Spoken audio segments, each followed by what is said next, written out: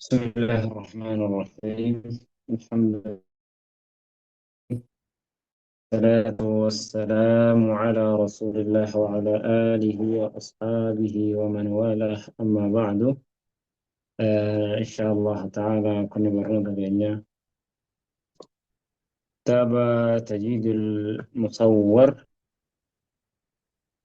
آه مقدرة مراحل تدوين القرآن الكريم بكجر الرجرة sadarkaalee qura'aanni itti barreeffame sana dubbataa turre jechuudha.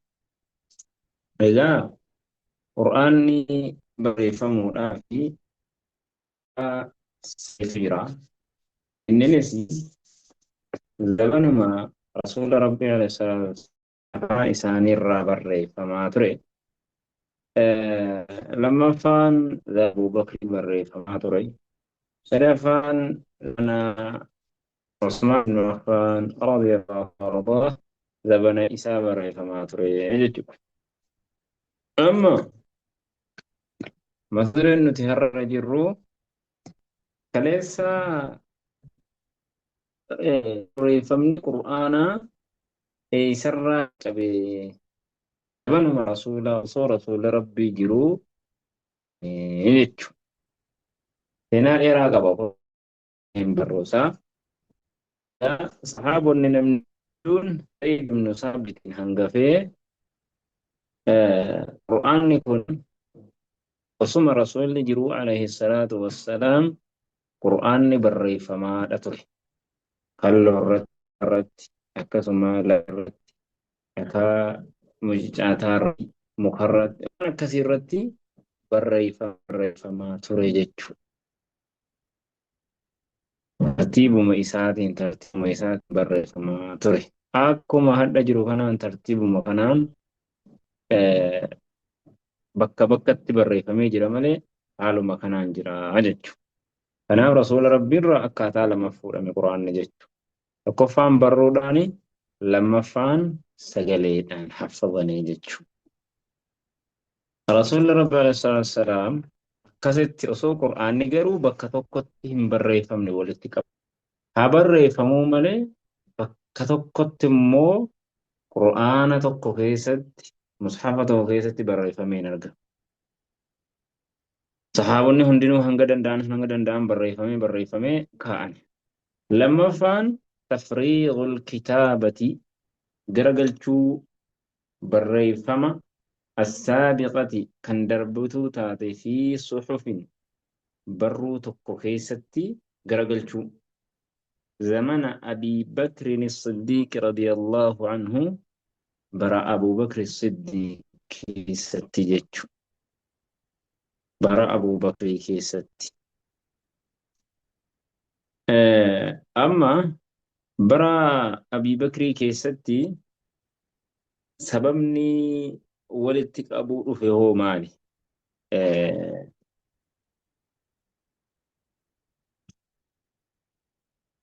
Zabana Abuu Bakrii wanni walitti qabuun dhufee fi sababni quraanni walitti qabamuunsaa mushafa tokko keessatti walitti qabamuun sababa ta'ee eega rasuulli rabbii du'anii alayhi salaatu wassalaam وكفر من كفر غرين نما كفره مرتدي تئه بيي غرين إسلامنا الرادي بيه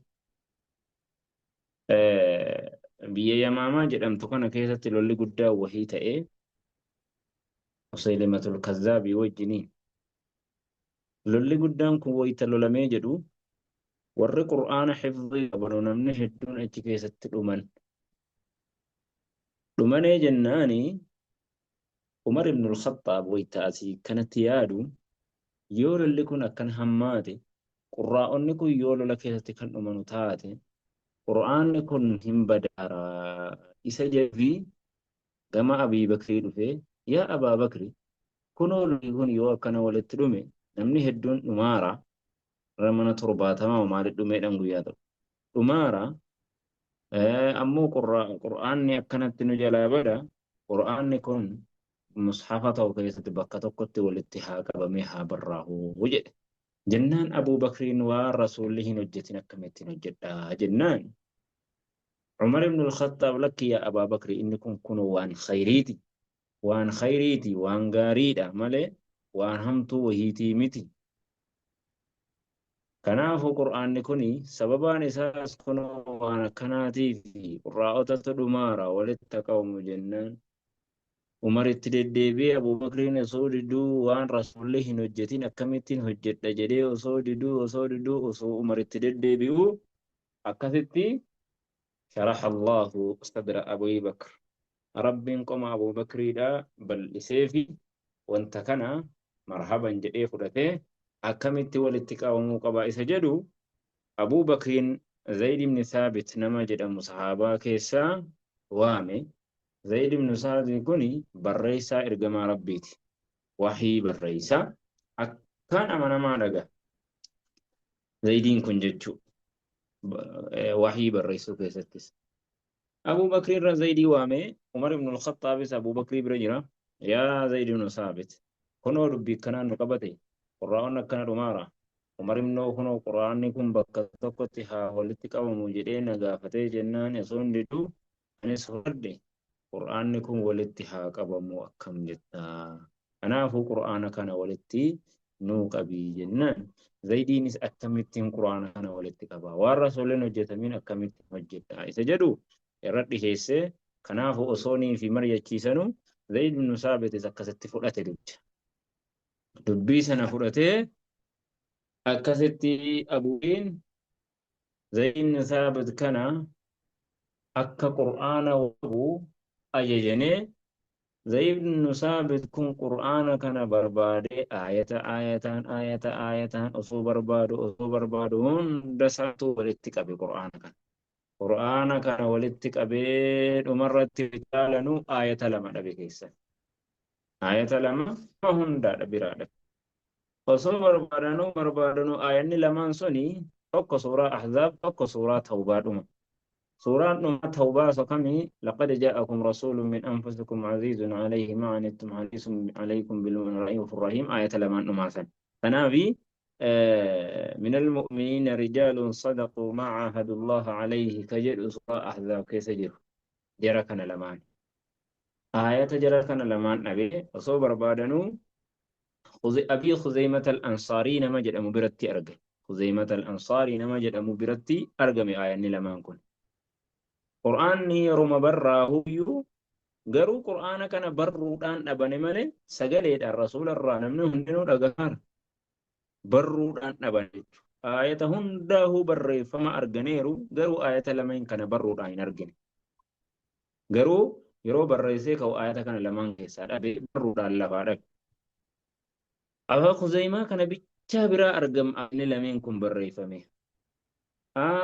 Yeroo isa biraa argamu nama tokko qofa ta'e. Qur'aanni yeroo barreeffamu ragaa nama hedduutiin ta'uudha qaba. Kanaafuu Khuzaymaa bichaa ta'e namni tokko immoo ragaadhaaf hin danda'amu nama lama yoo ta'e malee akka rasuularraa barreeffate ragaa namni lama ragaa bahuu qaba ayata kanarratti namni lamaa ol. Khuzaymaa kana wayitalaanu rasuulli rabbii duraan badhaasa wahii Khuzaymaa kanaa waan kenne wahii jira. Innis maalii ragaan Khuzaymaan bahu ragaa nama lamaatti dhihaataa qixxaataa isa jedhu duraan rasuulli jedhanii jira. Akkasitti aayanni lamaan kun isa biraa fuudhame jechuudha. Akkasitti mushafa tokko keessatti akka hamma suuraa irratti arginu kana lafee fi gogaa fi waan akkasii sanarraa mushafa guddaa tokko suuraa bareechi mushafa guddaa sanirratti bakka tokkotti walitti qabame. Walitti qabamee Umariin bira kaa'ame jechuudha. Umar ibn al-Khattaab bira kaa'ame.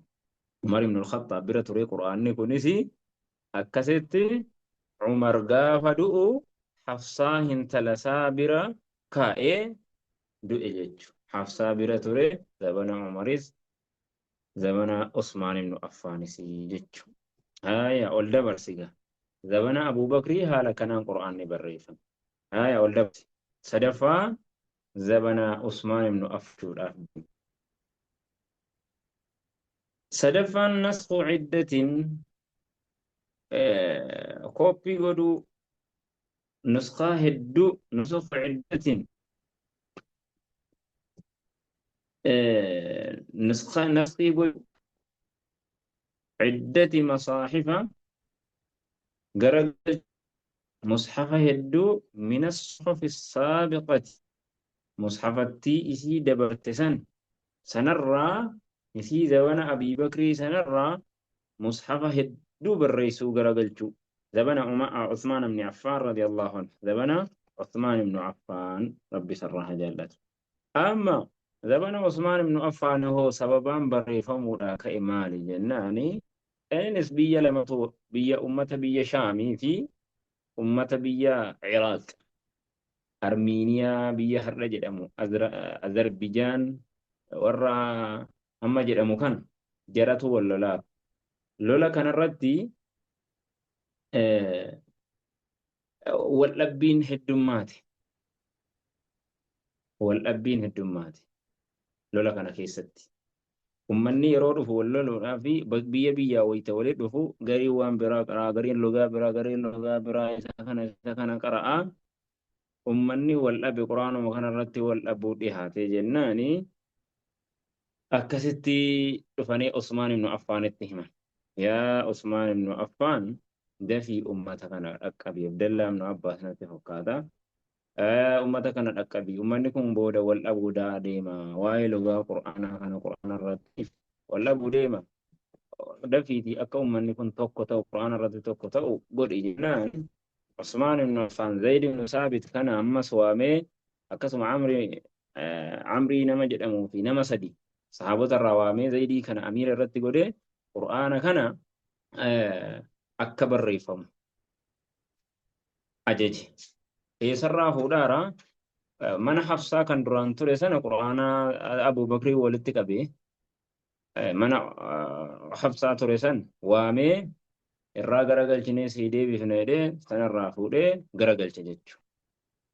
Achi duratti namni hedduun quraana kana barreessee jira akka Abdallaa ibnu Mas'uud fa'aa nama hedduu isa sana dhiiseetuma Hafsaa kana qofarraa garagalchee quraana kana maal jedheen yaa Zaydi jedheen yeroo barreessisan quraana kana barreessisanu jarri kuni waan irratti wal dhabdan immoo lugaa Qurayshii filadhaati lugaa Qurayshiitiin barreessaa jedhee akkasitti quraana sanarraa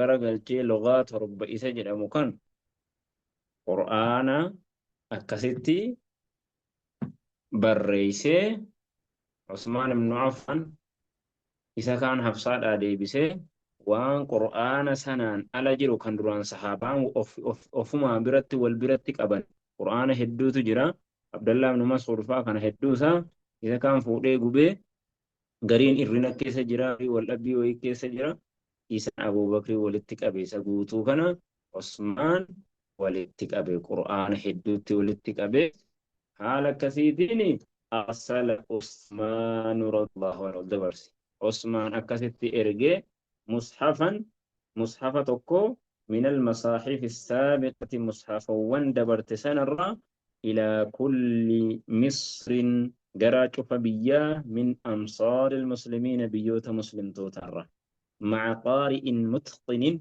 قارئ هبتا بريتي قرآن فهمات وجين قرآن تكو في قارئ تكو وجين يقرئ الناس كنما قرائسو بيا أدى تيرجي كارتا أكو مارغرتنو كان biyya meeqatti ergee tokkoffaa Madiina al-Munawwara Madiinatti of biratti dhiise lammaffaa Makkatti ergee achirraa Yamanitti tokko ergee Bahrayinitti tokko ergee Basratti tokko ergee Kuufatti tokko ergee Shaamitti tokko ergee jechuudha. Eegalee haala akkasiitiin quraanni barreeffamuu isaadhaa addaan dhufee nu gahee jechuudha. Haala akkasiitiin dhufee nu gahee jechuudha. Sadarkaan sadaffaa afraffaan quraanni itti barreeffame immoo albuuti dhumeera. Kitaabatu al-muslimiin barreessuu muslimtootaa linusakhin maxxansa لا تحصى هلك ومن المصاحف السابقة مصحف وان دبرتي عثمان بكر ددر سنرى لمو أمني إسلاما بريسني متنسني ولي فجاسني يجتشو شنفاني والبوتي أمس شنفان والبوتي ظهور مؤلفات كتاب وانكا أمن هدون تضبط كان إيجدو خصائص الكتابة كان كيستك أبتو خصائص الكتابة القرآنية وان برون قرآن اتن خطابه كان إيجدو علم رسم المصاحف برنوكا وهي برنوكا كان جدو أكستي كتابوان هدو كأني برو قرآن سنة أكا عثمان اتبريس سنة زيدين اتبريس زبان عثمان اتبريس سنة كان سيرا سابر اتتي ايقدو أكنا اتبريس فما كجدو كما تنس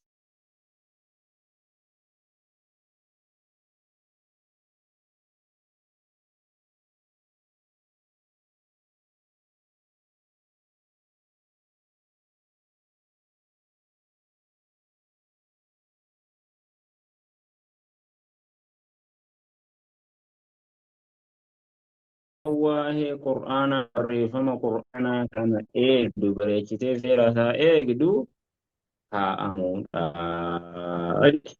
kitaabawwan jalatti suuraa argatan kun haata'u maal himaa akka seerri barruu aanaa eegamu eegaa jechuudha. هكذا كان جمع القرآن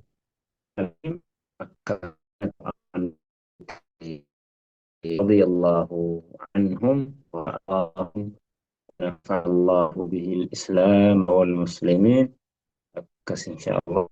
هذا وصلى اللهم وسلم وبارك على محمد وآله وصحبه